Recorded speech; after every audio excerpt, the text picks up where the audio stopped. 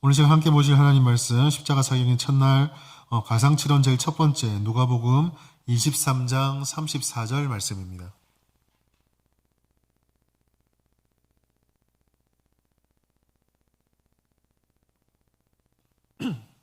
누가복음 23장 34절 말씀 자막과 성경을 보시면서 같이 한번 읽도록 하겠습니다. 시작. 이에 예수께서 이르시되 아버지 저들을 사하여 주옵소서. 다시 한번 같이 읽을까요? 시작. 이에 예수께서 이르시되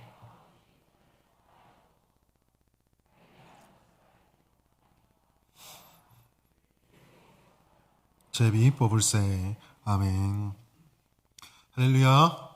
예, 주일 오후 예배지면 십자가 사경의 첫째 날입니다. 이 십자가 사경을 통해서 예수님께서 십자가 위에 사셨던 말씀이 우리에게 어떤 의미가 있는지 그 말씀이 주시는 교훈들을 받아 우리의 신앙이 주님 안에서 또 한 번 새 힘을 얻고 이 고난주간을 가장 아름답고 은혜롭게 보낼 수 있는 복된 시간 될 수 있기를 예수님의 이름으로 축복합니다. 우리 서로 옆에 있는 분들에게 한번 인사하실까요? 큰 은혜를 받읍시다.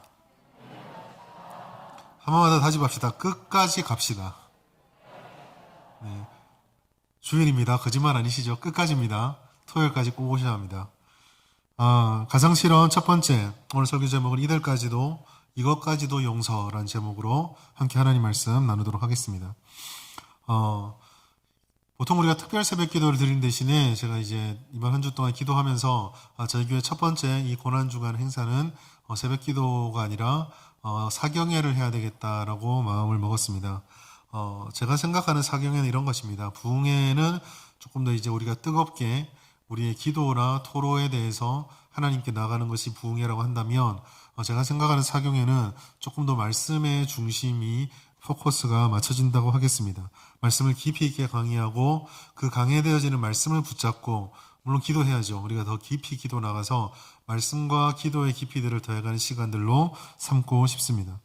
이런 마음을 가지고 이번 한 주 동안 저는 가상칠언 말씀, 예수님께서 십자가 위에 사셨던 7마디의 말씀을 집중적으로 살펴보고자 합니다.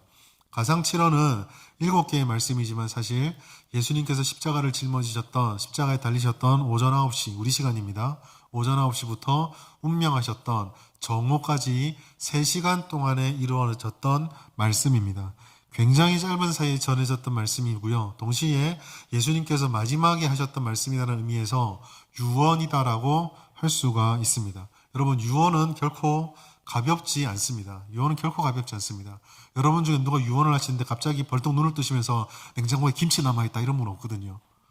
우리가 정말 유언을 할 때 정말 중요하게 하는 말들은 정말 마음속에 그동안 누구에게도 하지 못했던 말이거나 혹 지금까지 이것만큼은 해결하고 싶었는데 못해서 내 뒤에 남겨진 나의 후손들이라도 이걸 좀 해결해 줬으면 좋겠다라고 하는 그런 간절한 마음을 가지고 하는 것이 유언입니다.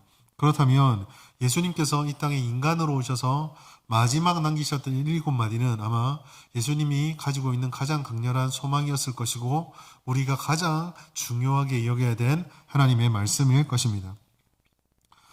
특별히 고난주간을 지키는 방법들이 다양합니다.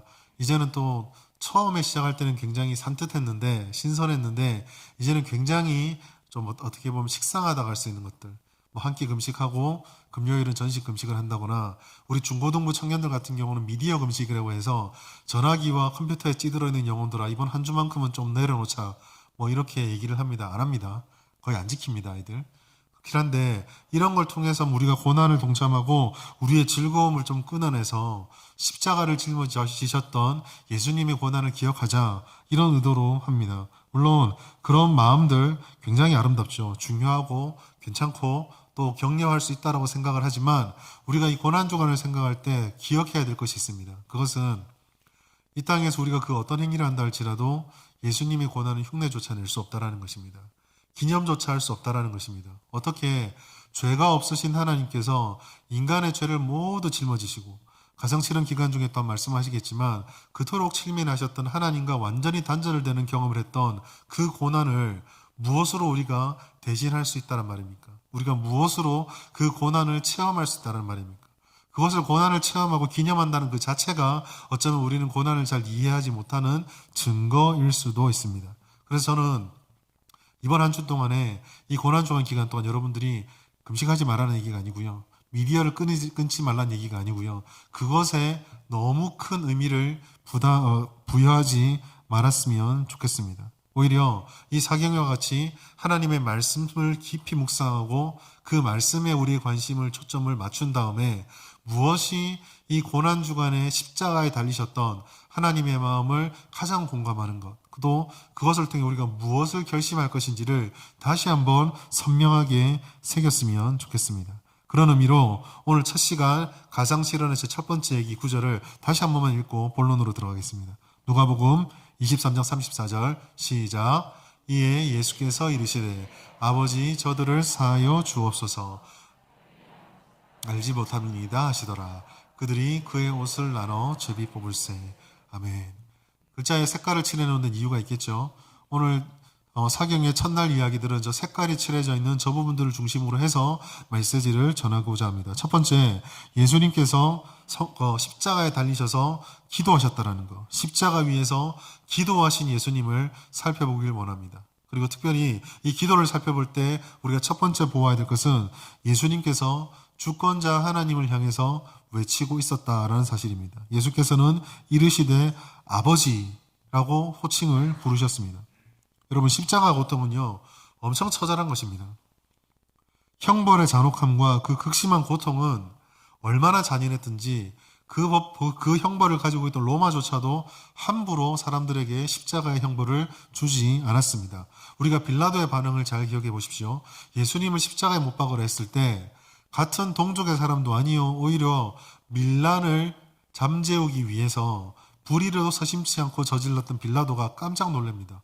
도대체 무슨 죄를 지었길래 이 예수를 십자가에 못 박으라고 하느냐? 이만큼 놀랄 정도로 그렇게 정직하지 못하고 자기 권력을 유지하기 위해서 무엇이든 할 수 있었던 빌라도조차도 이 십자가 형벌을 이야기했을 때 깜짝 놀랐습니다. 극형입니다. 예수님께서는 엄청난 고통을 이곳에서 당하셨는데 더구나 예수님이 십자가를 짊어지시기 전에는 이미 육체가 엄청난 고통을 겪고 난 뒤였습니다. 요한복음 19장 1절에 보면 이렇게 되어 있습니다. 이에 빌라도가 예수를 다리다가 채찍질 하더라.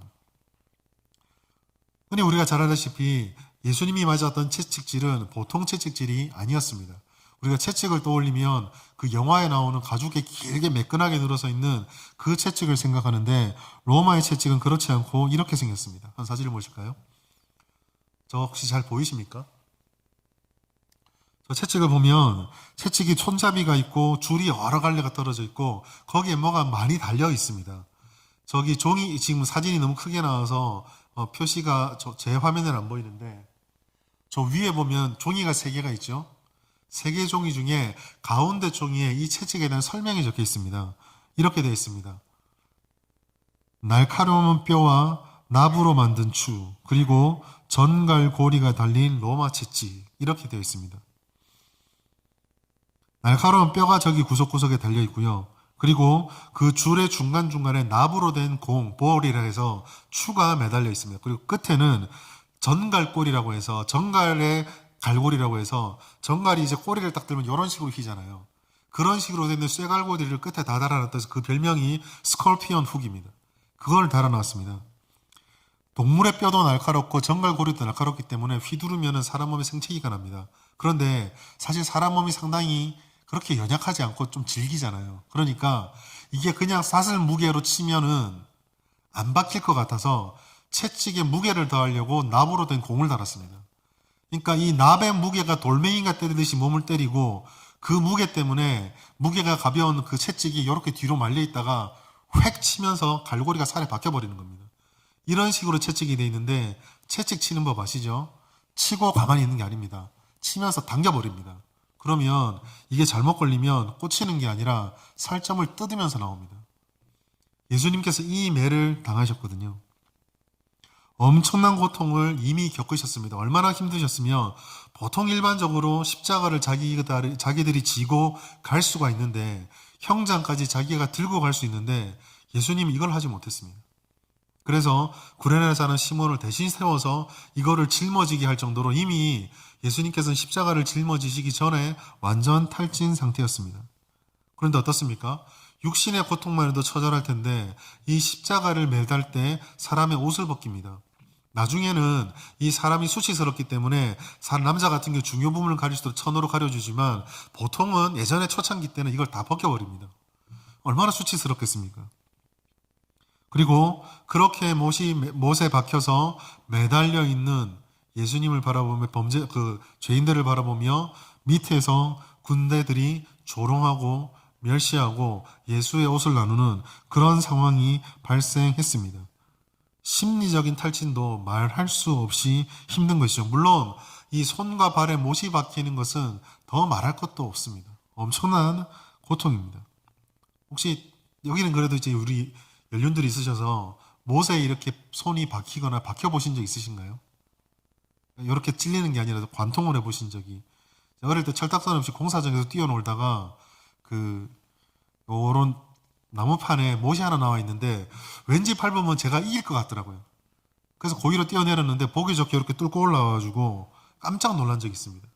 너무 놀라서 놀라서 확 뺐는데 집까지 밟기 전에 걸어오는데 5분도 안 걸렸는데 집까지 한 20분 걸어갔던 것 같거든요.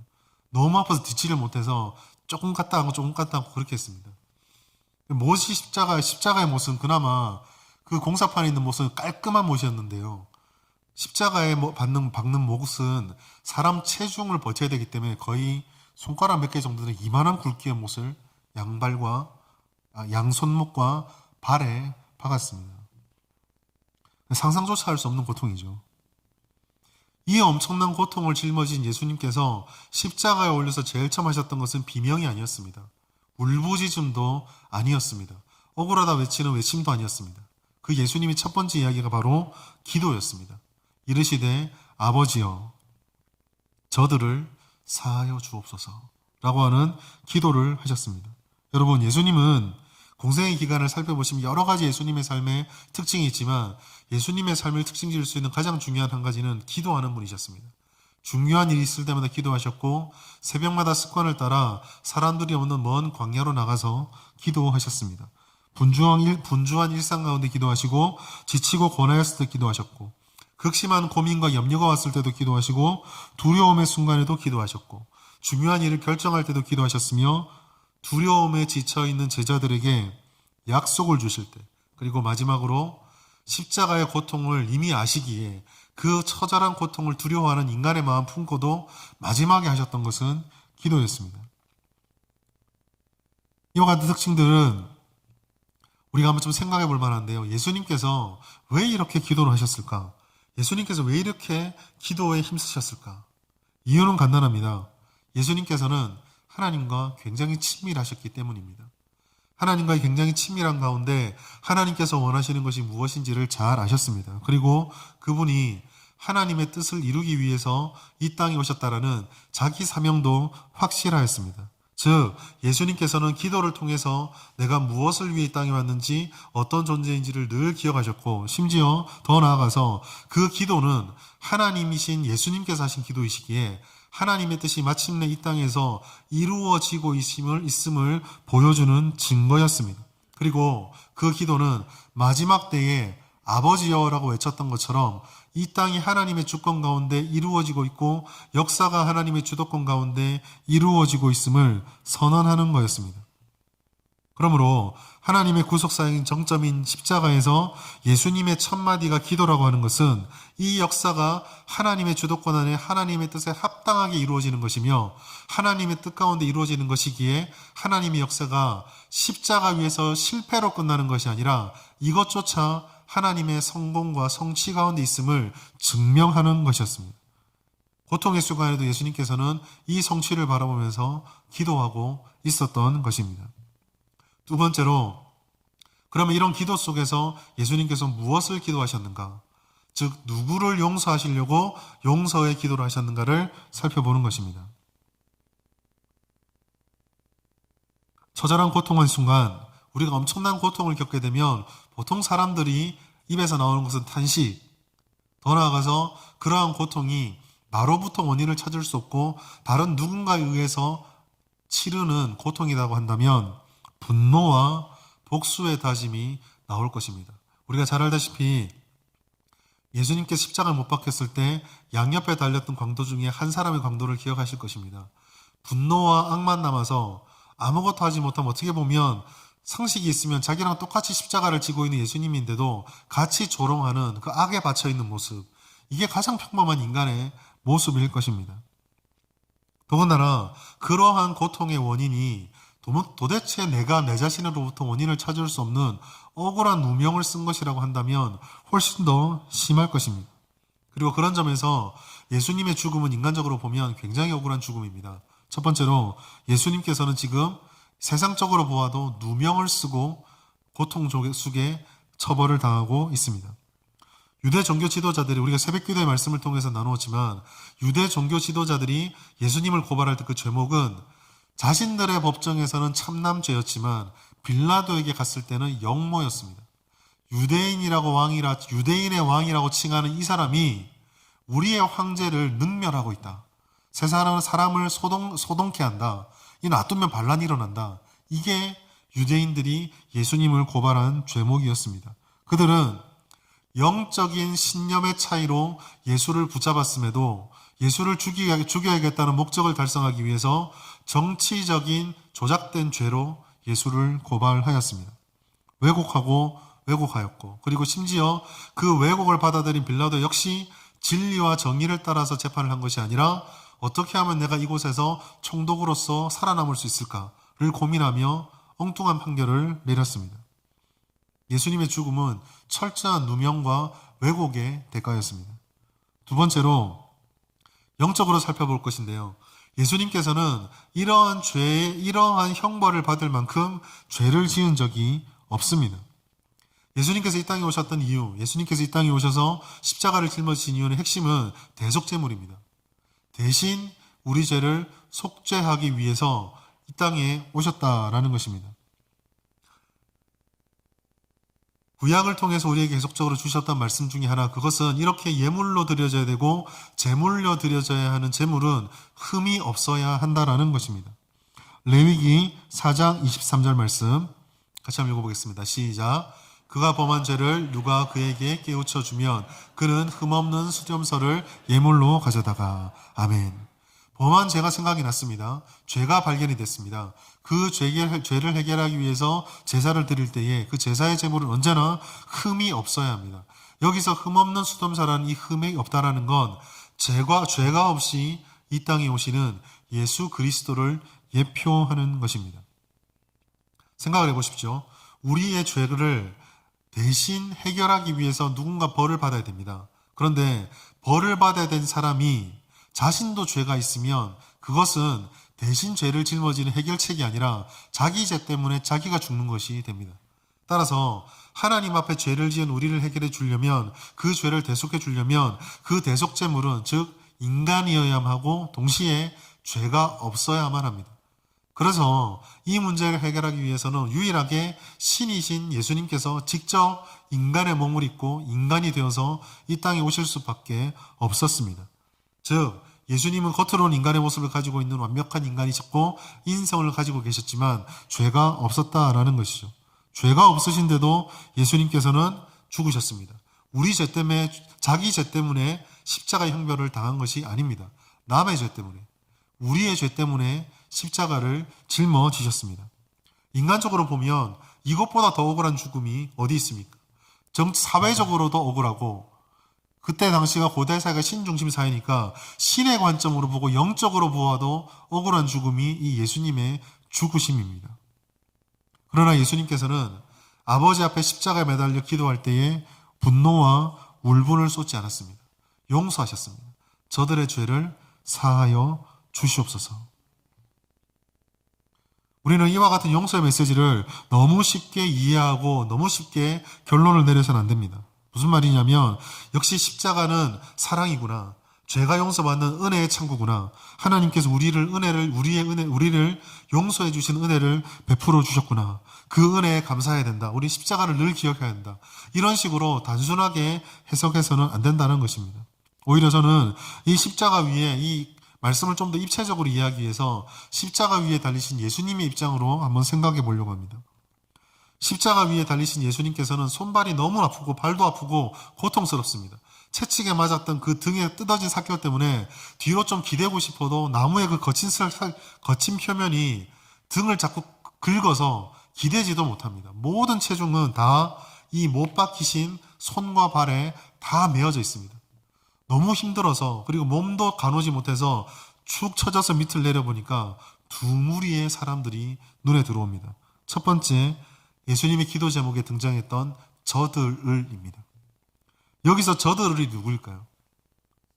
예수님의 입장에 생각해 보시면 십자가에 매달려 내려봤을 때 제일 먼저 눈에 띄었던 사람은 예수님 밑에서 그를 감시하고 십자가에 못 박았던 로마 군인들일 것입니다. 언제 이 사람들이 죽을 줄 모르고 또 혹은 이 사람에게 어떤 해코지를 하려고 사람들이 달려들지 모르기 때문에 십자가가 처형이 당한 죄수들 옆에는 늘 군인들이 지키고 있었습니다. 이 사람들은 예수를 채찍질한 사람들입니다. 십자가를 메고 올 동안 그렇게 닥달하며 시몬 사람, 구레네 사람 시몬을 붙잡아서 십자가를 지웠던 바로 그 사람들입니다. 그리고 나의 예수님의 손과 발에 직접 목질을 하였던 바로 그 사람들입니다. 심지어 35절부터 38절까지 말씀 보시면 그들은 예수님을 조롱하고 있습니다. 네가 메시아냐? 네가 유대인의 왕이냐? 조롱하고 있습니다. 아니, 이들의 조롱은 훨씬 전부터 예수님께서 재판을 받는 그때에도 가시 면류관을 씌우고 자주색 옷을 입혀서 왕이여 누가 널 때렸는지 맞추라라고 때리면서 희롱했던 사람들입니다. 그리고 지금 발가벗겨진 채 십자가 위에 내달려 있는 예수님을 바라보며 그 옷을 제비뽑기하는 바로 그 사람들입니다. 죄의 용서가 이루어지는 자리임에도 불구하고 재미삼아서 이렇게 유의를 하고 있는 사람들이 바로 첫 번째 저들을입니다. 두 번째로 저들을이 또 있습니다. 그것은 예수님께서 이렇게 군사를 보다가 고개를 조금 들어 지평선 너머 혹은 언덕 근처를 바라보면 보이는 사람들입니다. 바로 무리들입니다. 어떻게 보면 나중에 또 한 말씀 드릴 것 같은데요. 로마 군인들은 죄가 없다고 할 수 있습니다. 군인들은 시키면 해야 합니다. 덜 때리고 싶고 못 받고 싶지도 않고 굳이 여기 가고 싶지 않아도 가서 때리고 박아라 그러면 해야 합니다. 그러니까 시키는 대로 한 사람들일 수 있습니다. 그러나 구경하고 있는 유대인들을 보십시오. 예수님을 십자가에 못 박도록 넘겨주었던 유대 종교 지도자들을 기억해 보십시오. 유대인들은요, 자신들이 주도적으로 예수님을 십자가에 못 박도록 넘겨주었습니다. 로마 사람들이 예수를 찾은 것이 아닙니다. 유대인들이 잡아서 찾아갔습니다. 구약을 통해서 이 사람들은 메시아가 온다는 것을 알고 있는 사람들입니다. 그러나 그들은 말씀을 그렇게 읽고 메시아를 기대했지만 제대로 알지 못했습니다. 메시아를 기대했던 이들이 메시아를 십자가에 못 박아 죽였습니다. 바로 이 사람들이 예수님이 저들을 용서하옵소서 할 때의 두 번째 사람입니다. 세 번째로 영원한 구속의 어린 양이 되신 예수님을 생각하면 또한 우리가 알 수 있는 것은 이 저들이 확장되어진다는 것입니다. 바로 예수님이 오실 때부터 시작을 해서 지금 이 시대까지도 여전히 신약 시대를 살아가고 있는 모든 인류가 바로 저들을입니다. 물론 여기서 예수님께서 저들을 사하여 주시옵소서라고 기도했기 때문에 모든 사람은 그저 용서를 받는구나 라고 말하는 조금 어려운 말로 보편 구원론을 말하고 있는 것은 아닙니다. 보편 구원론이라고 하는 것은 예수께서 십자가에 못 박히셨으니 믿든 말든 하나님께서 결국 마지막에 다 구원해 주신다라고 생각하는 것입니다. 하나님께서 예수를 통해서 모든 인류가 구원받을 수 있는 길을 이 땅에 내어주신 것은 맞습니다. 그러나 이것은 택함을 받고 구원을 받는 이들, 즉 회개하고 예수의 복음을 믿고 받아들이는 이들에게만 주어지는 은혜입니다. 예수를 믿지도 않고 끊임없이 부정하는데도 그저 공짜로 구원을 받는 것은 결코 아닙니다. 자, 이 세 무리들, 로마 군인들, 그리고 유대인들, 그리고 모든 인류를 향해서 예수께서는 용서해달라고 간구하고 있습니다. 언제요? 그 극심한 고통의 순간에, 인생의 마지막 순간에 그렇게 기도하고 있습니다. 이것은 예수님을 이 땅에 보내신 하나님의 뜻이 무엇인지, 예수님의 대속의 의미가 무엇인지를 그대로 보여주고 있습니다. 예수님께서 이 땅에 오신 이유가 무엇입니까? 죄로 인해서 멸망당하고 죽은 영혼들을 향해 구원의 길을 내어주고 구원의 은혜를 베풀고 죄를 사해주고 하나님과 관계를 회복시켜주기 위해서, 그 용서와 화해를 위해서 예수님께서 이 땅에 오셨습니다.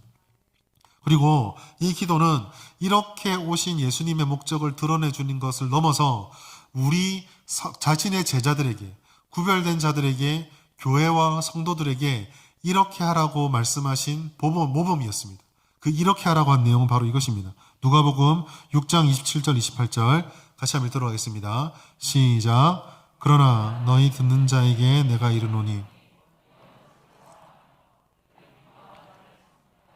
너희를 저주하는 자를 위하여 축복하며 너희를 모욕하는 자를 위하여 기도하라. 예수님께서는 우리 보고 하라라고 해놓고 본인은 안 하는 그런 분이 아니셨습니다. 제자들에게 원수를 어떻게 대할 것인지, 너희를 모욕하는 자와 너희를 미워하는 자와 너희를 저주하는 자에게 선대하고 축복하고 사랑하고 용서해야 된다는 말씀을 하신 그분께서 직접 자기를 미워하고 조롱하고 원수 삼고 저주하는 자들을 사랑하는 기도를 하셨습니다. 제자들에게 하라는 말씀을 그대로 본인이 몸소 보여주셨습니다. 예수님께서는 원수들을 위해 기도하셨습니다. 이 기도를 보면서 우리는 원수를 향하신 예수님의 사랑이 말뿐인 사랑이 아니구나, 진실한 사랑이구나, 확실한 사랑이구나, 확실히 예수님께서는 그런 분이셨구나 라는 것을 깨달을 수 있습니다.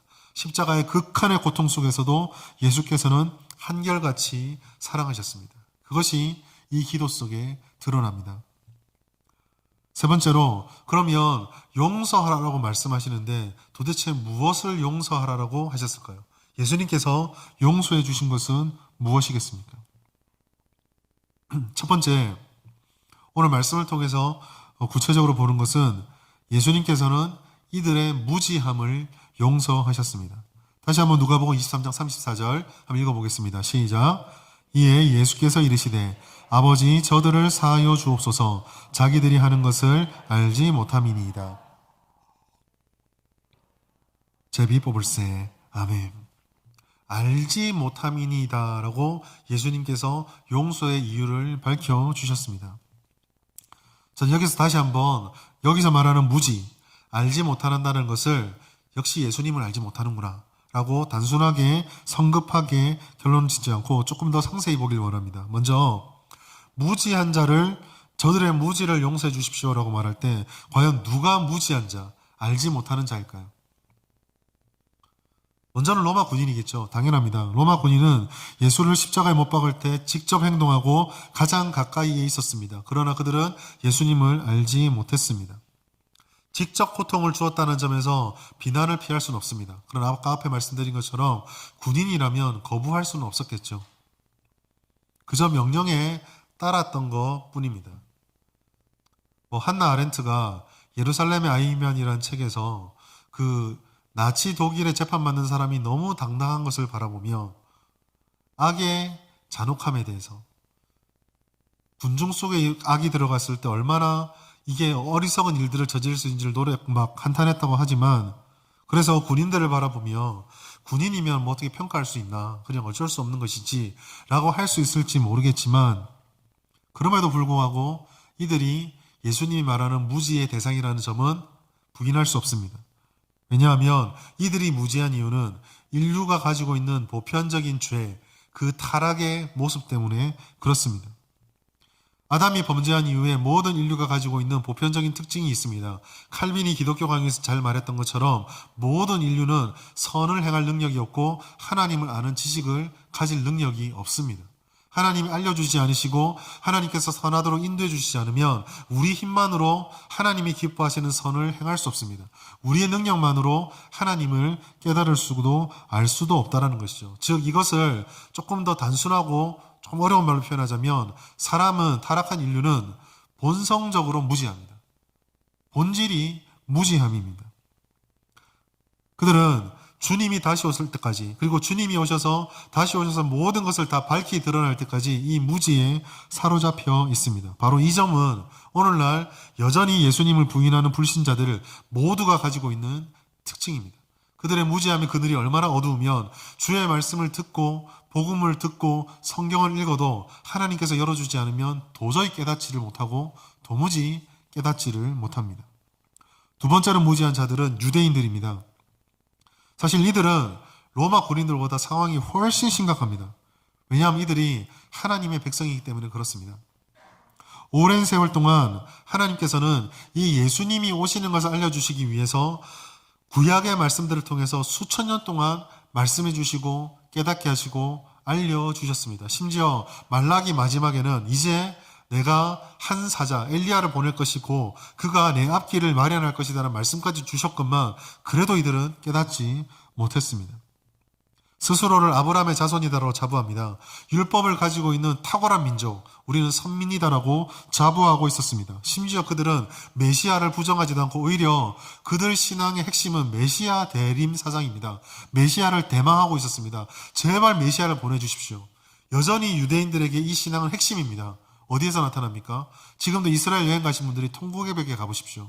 그들이 통곡의벽에서 울부짖으며 기도하는 가장 큰 기도 제목 중에 하나는 메시아는 언제 옵니까? 입니다.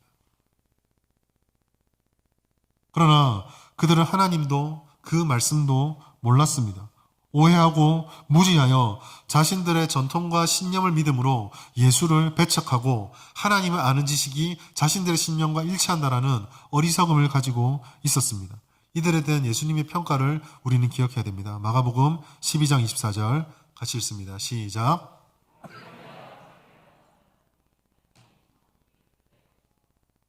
잘못됐죠? 마가복음 12장 24절입니다. 시작. 예수께서 이르시되 너희가 성경도 하나님의 있는 이들은 모릅니다. 오해하고 있었습니다. 그런데 우리는 이런 질문을 또 할 수 있습니다. 그럼 과연 유대인들만 무지한 자입니까?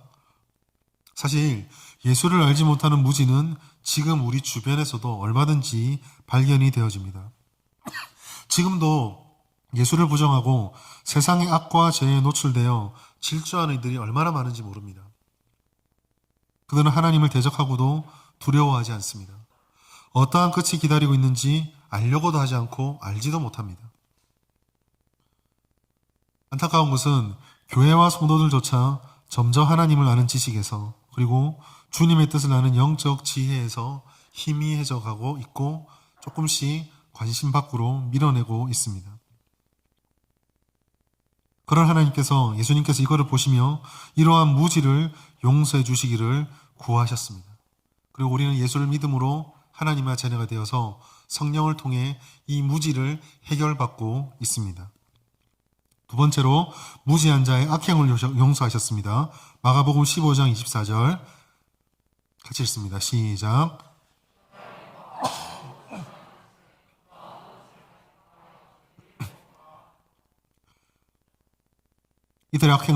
이들의 악행도 좀 보겠습니다. 첫 번째, 로마 군인들입니다. 로마 군인들은 예수님의 옷을 뽑아 제비 뽑아 나누고 있습니다. 죄송합니다. 마가복음 15장 24절 보면 이들이 왜 옷을 뽑았는지를 잘 말씀해주고 있습니다. 이들이 옷을 나눠 뽑았던 이유는 누가 어느 것을 가질까? 경제적인 이유 때문이었습니다. 통상적으로 십자가에 달려있는 죄인들이 생명이 끊어지는데 길게는 수주가 걸렸다. 주 단위의 시간이 지났다라고 합니다. 그러니까 지키는 군인들이 굉장히 지겨웠겠죠. 지겹다 보니까 그 시간을 달래기 위해서 제비 뽑기를 한다거나 옷을 나누었던 것이 아닙니다. 마가복음은 분명히 말하고 있습니다.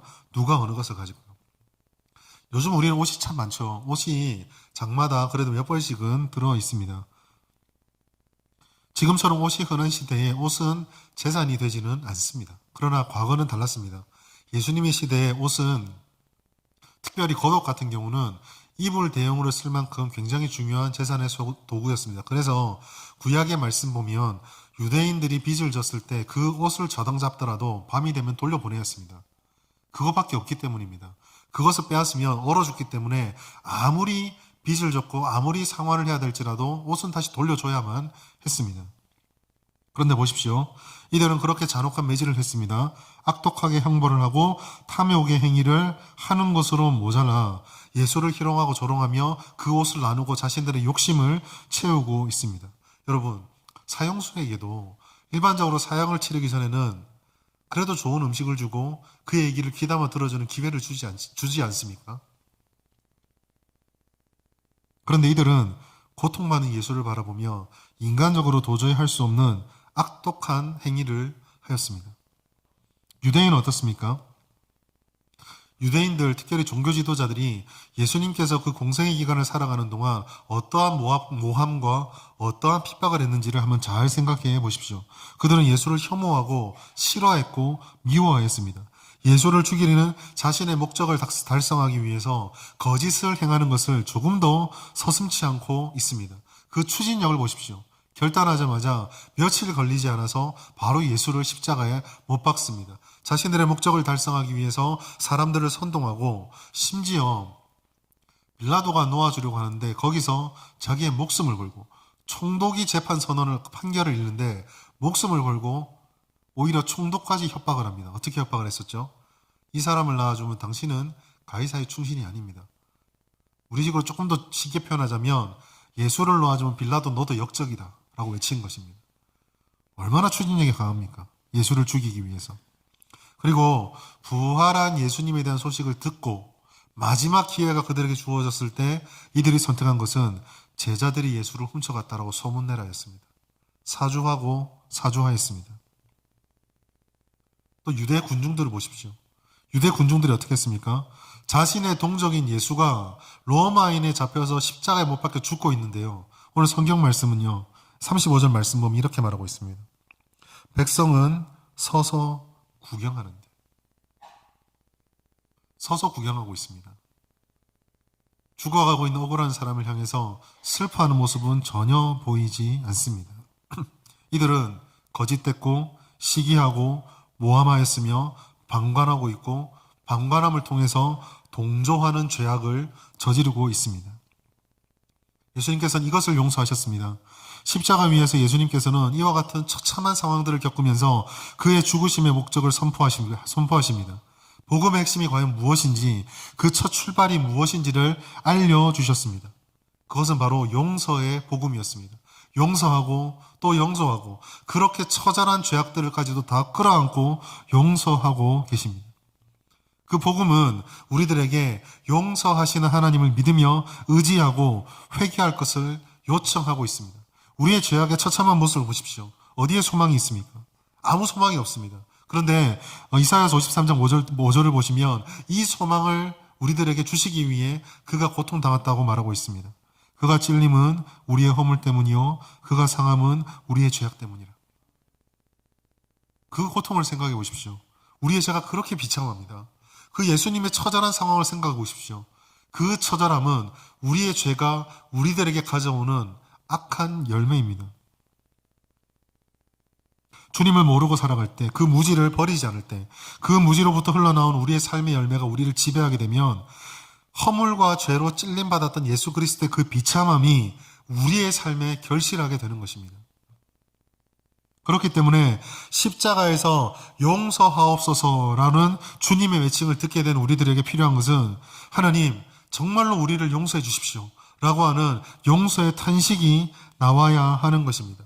이것이 바로 예수님께서 공생애를 처음 시작하실 때에 선포하셨던 복음의 핵심이었습니다. 마태복음 4장 17절 말씀 같이 한번 읽도록 하겠습니다. 시작. 이때부터 예수께서 비로소 전파하여 이르시되 아멘. 회개하면 가까이 온 천국이 우리의 것이 됩니다. 누구든지 회개하면 용서를 받습니다.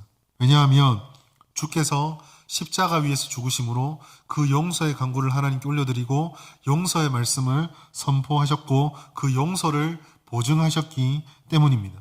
이 일방적인 보증, 자기가 죄를 짓는지, 자기가 죄인 무리에 속해 있는지, 내가 얼마나 악한 일을 하고 있는지, 예수가 십자가에 달린 것이 어떤 소망인지를 모르는 그들을 향한 유일한 소망이 이런 일방적인 은혜입니다. 극심한 고통의 순간의 첫 마디가 용서하옵소서였습니다. 이 용서하옵소서는 그런 의미에서 얼마나 이 은혜가 확고한지, 그리고 이 용서를 하나님께서 얼마나 갈망하시는지 그 보증을 믿게 만들어주며 이렇게까지 간절하게 말하시면 이 약속은 반드시 성취되는구나 라는 것을 우리에게 깨닫게 해주는 것입니다. 그렇다면 우리가 이 나머지 말씀을 품고 기도하고 마음에 품어야 되는 것은 바로 용서받은 이들이 된 우리가 이 고난주간을 그 용서의 관점으로 어떻게 보낼 것인가입니다. 여러분, 예수 그리스도를 믿으십니까? 믿으십니까? 그의 고난이 우리의 죄악 때문이다라고 정말 인정하십니까? 그렇다면 우리는 이 용서를 요청하셨던 예수님의 은혜를 받은 자들입니다. 그 은혜는 바로 우리의 것입니다. 그렇다면 그런 용서를 받은 우리들이 이 고난주간을 어떻게 보낼 것인가? 첫 번째로 용서받았다는 사실을 감사하고 감격하며 우리는 보내야 합니다. 우리가 받은 용서를 감사하고 그 감격을 우리는 날마다 확인해야 합니다. 얼마나 많은 사람들이 이 놀라운 은혜를 받았으면서도 불구하고 감사와 감격이 너무 당연해서 사라져버렸는지 모릅니다. 우리의 마음을 한번 돌아보십시오. 우리의 신앙을 돌아보십시오. 예수님께서 우리를 위해 십자가를 짊어지셨다. 매년마다 돌아오는 고난주간입니다. 매년마다 돌아오는 부활주일입니다. 그 용서의 은혜를 정말 내가 감사하고 감격하고 있으십니까? 그 감격을 누리고 있습니까? 근데 사실 이 감사와 감격은 예수님께서 우리를 위해서 얼마나 큰 용서를 베풀어 주셨나 아무리 생각해도 사실 깨닫지가 쉽지가 않습니다. 왜냐하면 예수님의 용서는 무한하신 사랑으로 인해서 완전하게 주어진 것이기 때문입니다. 그런데 우리는 결코 무한을 알 만큼 무한한 지식을 가진 것도 아니요 완전함을 깨달은 만큼 완전한 심령도 우리 가운데 없기 때문입니다. 따라서 예수님의 용서가 우리의 이해를 완전히 넘어서기 때문에 용서 그 자체를 아무리 생각해도 우리는 그 용서를 깊이 있게 깨달을 수가 없습니다. 그렇다면 용서받음에 대해서 감사와 감격을 깨달을 방법이 용서를 생각하는 것을 알 수 없다고 한다면 우리는 어떻게 그 감사와 감격을 확인하고 회복할 수 있습니까? 이 용서받음의 은혜를 간절하게 제대로 깨달을 수 있는 방법은 반대로 우리의 원래의 상태, 즉 용서받기 전에 우리의 상태가 얼마나 절망 속에 있는가를 처절히 깨달을 때 알 수 있게 됩니다. 즉 십자가 아래서 조롱하고 멸시하는 로마 군인들의 상태, 그리고 예수를 십자가에 못 박게 내어준 유대인들의 악한 상태, 그리고 용서받지 못한 우리의 죄악된 상태를 자각하면 그 용서의 은혜가 깨달아지게 된다라는 것이죠. 때로는 이와 같은 안 좋은 것들, 상실이 우리가 얼마나 큰 것들을 얻고 누리고 있는지를 깨닫게 해주는 원동력이 되기도 합니다. 이것을 좀 이해드리기 위해서 저의 예를 좀 들겠습니다. 자랑은 아니지만 저는 그렇죠. 저는 부자인 적이 없지만 제 아버님께서는 그래도 사업을 하셔서 조금 사셨습니다. 그래서 20대 중반까지는 나름 괜찮은 형편에 살았습니다. 크게 부자는 아니었지만 저만의 공간에 방이 있었고 제가 원하는 것을 할 수 있을 만한 준비들은 되어져 있었습니다. 그래서 제 기억이 정확하진 않지만 아마 마지막에 제가 저희 아버지 사업이 부도나기 전에 마지막 살았던 집이 아마 한 69평 정도 됐던 거로 기억이 납니다. 그런데 저는 그런 것들이 전혀 감사하지 않았습니다. 감격하지 않았습니다. 왜냐하면 제 철들고 우리 집의 형편을 살필 때부터 언제든지 저는 제 방이 있었거든요.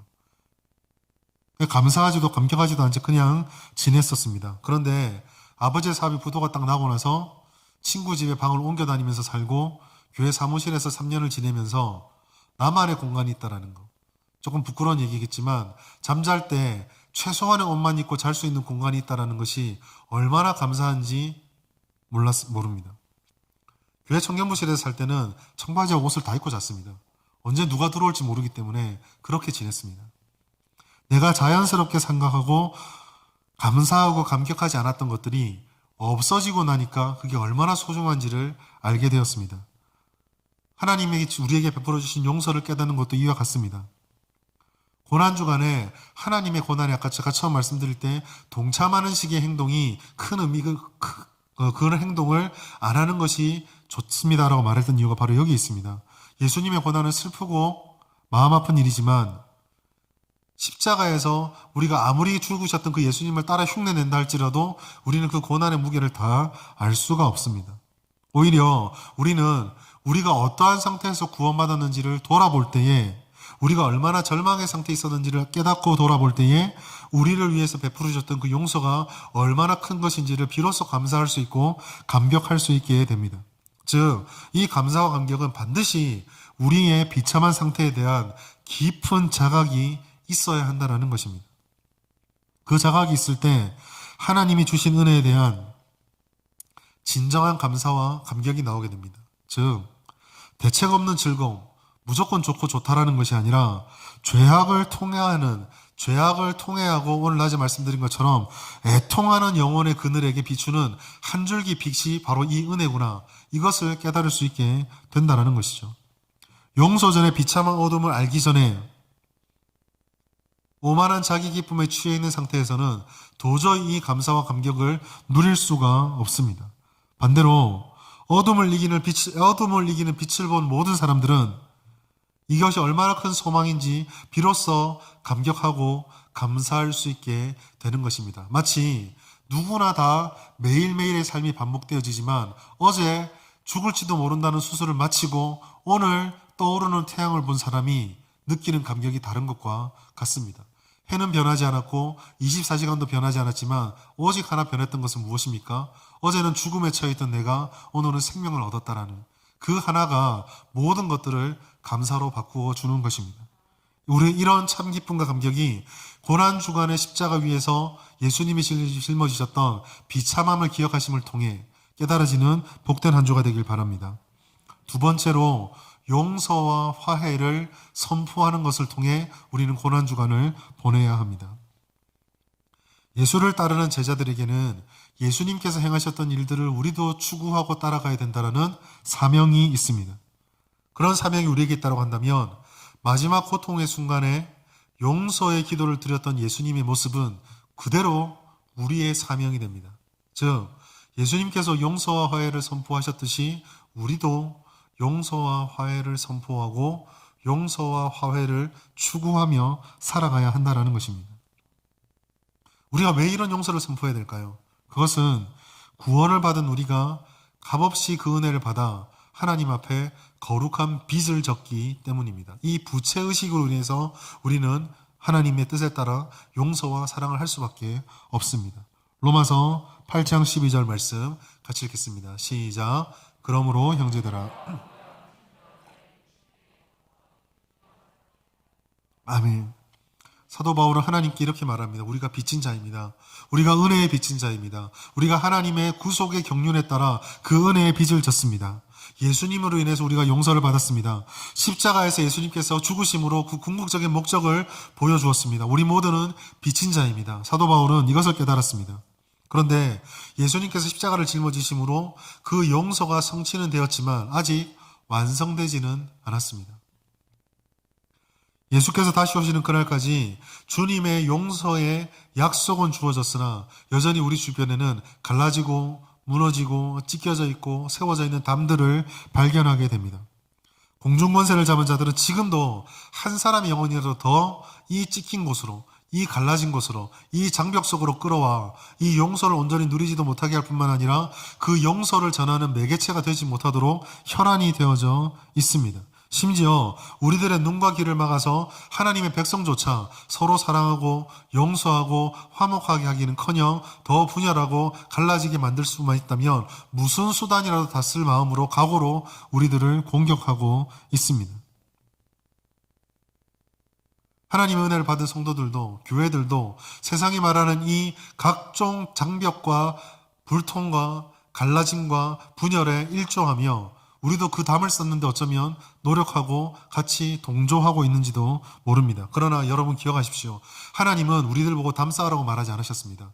하나님이 우리에게 주신 사명은 어떤 상황, 어떤 환경이 그게 누가 됐든 무엇이 되었든 막힌 담을 허물고 서로 용서하고 품고 사랑하라고 말씀하셨습니다.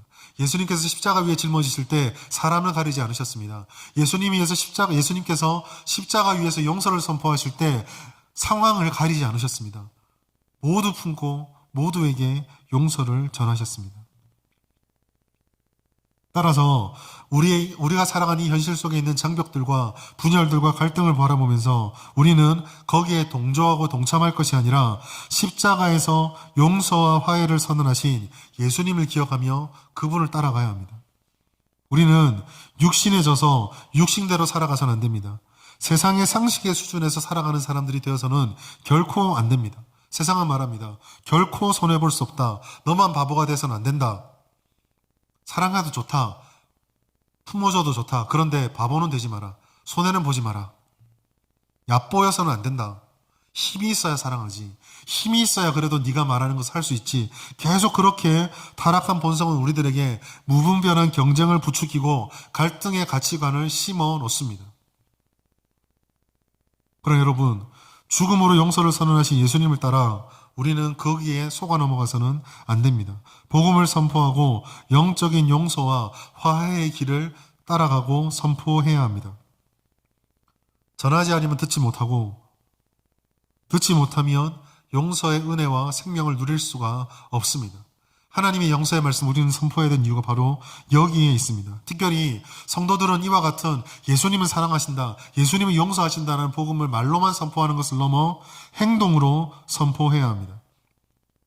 이것은 명백한 하나님의 뜻입니다. 로마서 12장 18절 말씀 제가 읽어드리겠습니다. 할 수 있거든 너희로서는 모든 사람과 더불어 화목하라. 한 번뿐일까요? 데살로니가 전서 5장 12절 13절 같이 읽습니다. 시작. 형제들아 우리가 너희에게 구하노니 너희 가운데서 수고하고 주 안에서 너희를 다스리며 권하는 자들을 너희가 알고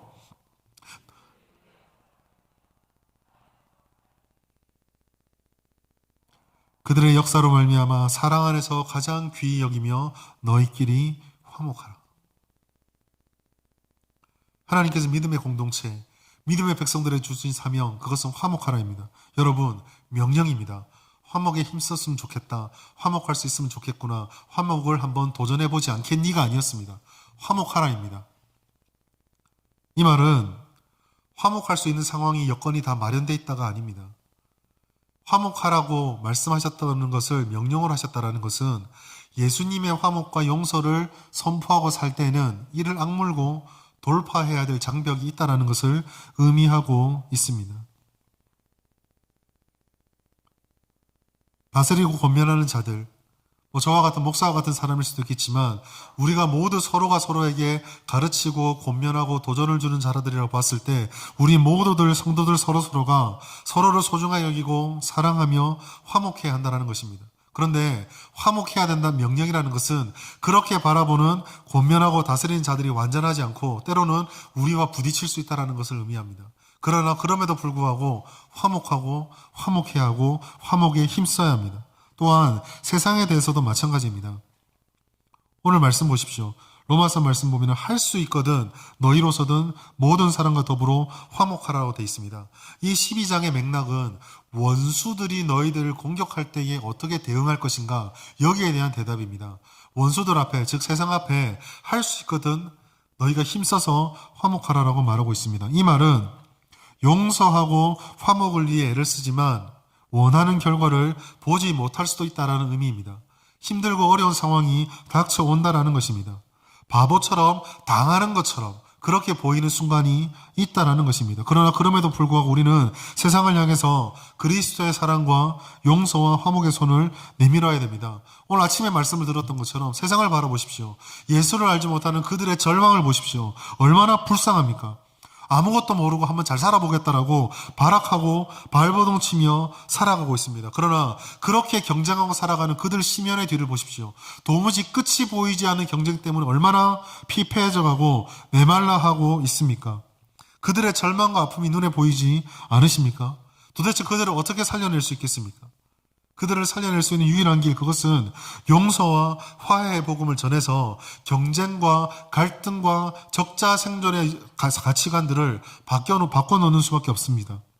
물러나면 끝이다, 물러나면 죽음이다 라고 외치며 돌진만 하는 그 사람들에게 예수님을 보아라, 양보하고 용서하고 받아주고 화해하는 것이 사는 길이다. 예수 안에 그 은혜가 있다. 그거야말로 우리가 제대로 살 수 있는 유일한 길이다라는 것을 말로 전해주고 삶으로 보여주어야 하는 것입니다.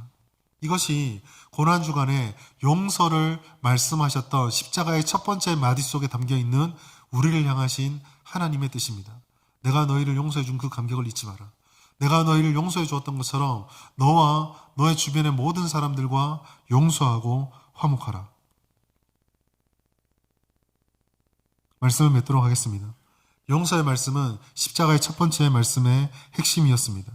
예수님께서는 그 용서를 말로만 하셨던 것이 아니라 몸소 실천하시고 또 그 실천을 따라 하나님께 기도하셨습니다. 그 기도의 은혜로 우리가 용서를 받았습니다. 이 용서가 비참한 절망 속에 허덕이던 저와 여러분을 구하였습니다. 우리는 우리가 날마다 얼마나 큰 절망에 빠져 있는지를 깊이 자각하며 어떠한 은혜로 건짐을 받았는지를 늘 감사하며 감격해야 합니다. 이 고난주간에 그 감격과 감사가 여러분들에게 넘치기를 축원합니다. 더 나아가서 우리는 우리가 받았던 절망과 분노와 똑같은 절망과 분노를 경험하는 모든 이들을 향해 갈등하고 분열하고 서로 갈라져 있고 담을 쌓은 모든 이들을 향해 용서와 화해의 복음을 선포하고 손을 내밀고 실천해야 합니다. 예수님께서는 우리와 화해하시기 위해서 아무 대가 없이 손을 내밀지 않으셨습니다. 십자가를 짊어지는 처절한 고통을 경험하셨습니다. 즉 우리가 갈라진 곳에 들어가 막힌 담 안에 들어가서 그곳에서 화해의 복음을 전파하고 선포하며 살려고 하면 우리도 그런 고통을 겪을 것입니다. 무시당할 것입니다. 외면당할 것입니다. 사람들이 그 마음을 받아주지 않을 것입니다. 그러나 여러분, 그런 연약한 공동체와 세상에 들어가서 여전히 풀지 않는 증오와 미움의 매듭은 우리가 풀어야 합니다. 우리가 먼저 그 매듭에 손을 대야 합니다. 풀릴 때까지 기다리는 것이 아니라 내가 먼저 그 매듭을 풀려고 손을 대고 안간힘을 써야 합니다. 그것이 바로 화목하라라는 주님의 명령에 순종하는 길입니다.